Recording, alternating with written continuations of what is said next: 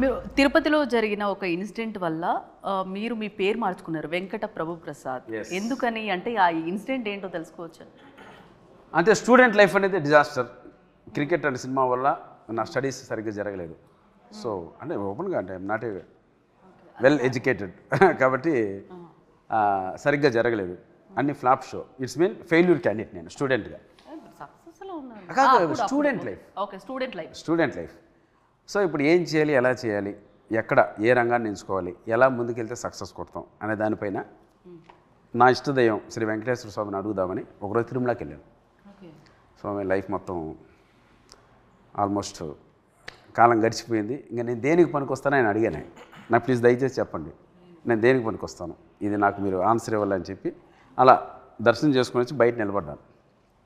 ఆ dark days అంటారు వాటన్నిటిని. ఆ నిలబడగానే ఆ తిరుమల మాడవీధుల్లో మొత్తం కొంతమంది మఠ పీఠాధిపతులు కాషాయ వస్త్రాల్లో తిరుగుతున్నారు, అంటే ప్రదర్శన చేస్తూ ఉన్నారు. నేను ఒకానొక సందర్భంలో ఆ వీధిలో నిలబడి ఉండడం వల్ల వాళ్ళు కొంతమందికి అడ్డంగా నిలబడి ఉన్నాను ఇలా.